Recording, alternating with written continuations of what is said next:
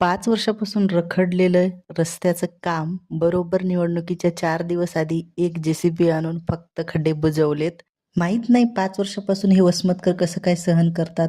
एकतर तिकडे खूप मोठी शाळा आहे, शाळेला जाणारा रस्ता तोच आहे, मेन परभणीला जाणारा हायवे तोच आहे आणि असं कसं काय 5 वर्षापासून काम त्याचं रखडलं होतं तेच कळत नाही. आता तरी एवढा प्रॉब्लेम नाही, पण पावसाळ्यामध्ये अख्खं गुडघ्याच्या वरती पाणी साचतं आणि तरीही कोणाला दिसत नाही इथं.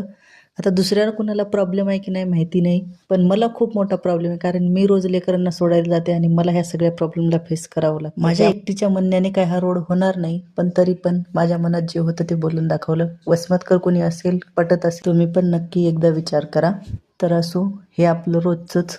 ऐकलं कोणी तर ठीक, नाही ऐकलं तरी ठीक. चला आजच्या व्हिडिओला सुरुवात करूया. Welcome back to my new mini blog.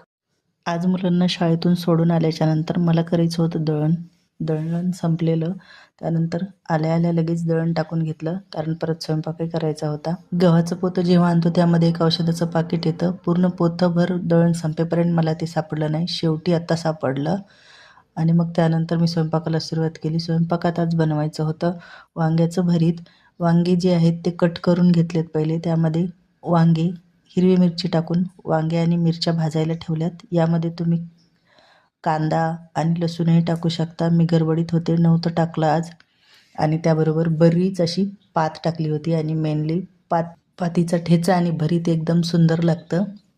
आता वांगे जे आहेत ते थोडंसं मीठ टाकून मी झाकून ठेवले होते. त्यानंतर ते मऊ झाले, म्हणजे व्यवस्थित शिजले होते. त्यानंतर मी असंच कढईमध्ये बारीक करते, पण मला आज घाई होती त्यामुळे मी मिक्सरच्या भांड्यामध्ये त्याला बारीक केलं. त्यानंतर त्याच कढईमध्ये तेल टाकून, जिरे मोहरी टाकून जे वांगं आहे ते मिक्सरमधून काढून घेतलं होतं ते टाकलं. त्यामध्ये परत पात टाकली, कोथिंबीर टाकली आणि भरीत तयार झालं.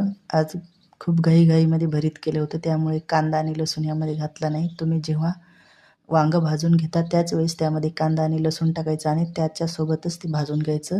भरीत खूप छान. स्वयंपाक झाल्यावर बसले मशीनवरती. मशीन थोडीशी खिडकीच्या बाजूला घेतली होती उन्हामध्ये आणि मग जे ब्लाऊज कट करून ठेवलं होतं लुगड्यावरती शिवायला, लहान मुलीचं ब्लाऊज आहे, त्याची कटिंग बरेच दिवस झाले करून ठेवली होती. आज म्हणलं सुरुवात करूया. मशीनचाही प्रॉब्लेम सॉल्व्ह झाला होता आणि मग याला लावायला जे आहे ते अस्तरही लावू शकता, पण ऑलरेडी जे वेल्वेटचा कपडा आहे त्याला अस्तरची गरज नाही.